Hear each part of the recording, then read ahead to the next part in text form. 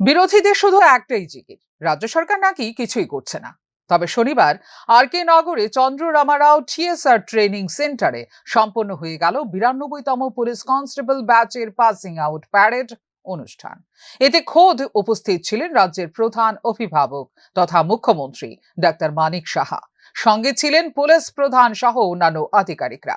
এই প্যারেডে 469 জন police constable ও একজন TSR অংশগ্রহণ করল। রাজ্যে প্রশাসনিক স্তরকে আরো মজবুত করতেই এই পদক্ষেপ বর্তমান সরকারের।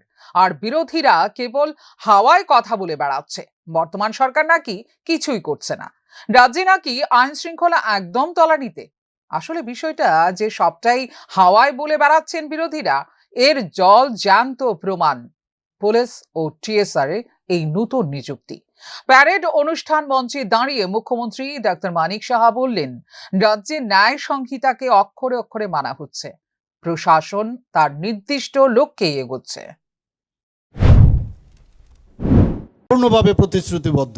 সরকারের কার্যকর পদক্ষেপের ফলে হিংসাত্মক ও বেআইনি কার্যকলাপ কঠোরভাবে মোকাবেলা করা সম্ভব হয়েছে। সাইবার সংক্রান্ত অপরাধ দমনে জনসচেতনতামূলক কর্মসূচির গ্রহণ করা হয়েছে। রাজ্য জেলা স্তরে সামাজিক মাধ্যমের উপর নজরদারি চালানো হচ্ছে। আপনারা সবাই জানেন যে 8টি জেলায় মোট 60টি জায়গায় 8টি জেলায় 9টি মহিলা থানা করা হয়েছে। জনগণের কাছে দ্রুত ন্যায় বিচার পৌঁছে দেওয়ার লক্ষ্যে 1 জুলাই 2024 থেকে কার্যকর হওয়া নতুন যে ফৌজদারি আইন সমূহ সম্পর্কে সকল পুলিশ কর্মীকে প্রশিক্ষণ দেওয়া হয়েছে। ন্যায় সংহিতা সফলভাবে বাস্তবায়িত হচ্ছে। ত্রিপুরা ভারতবর্ষের প্রথম রাজ্য যেখানে আমরা 10 থেকে 14 সেপ্টেম্বর 2025 পর্যন্ত আগরতলা হাপানি আন্তর্জাতিক মেলা কেন্দ্রে ন্যায় সংহিতা প্রদর্শনীর আয়োজন করেছি।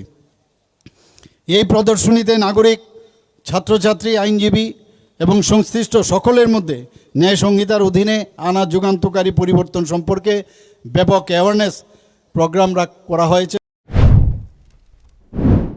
নতুন দায়িত্ব যারা পেলেন তাদের প্রত্যেককে নিষ্ঠা ও সততার সঙ্গে কাজ করতে বললেন মুখ্যমন্ত্রী। ফিউরো রিপোর্ট, নিউজ নাও।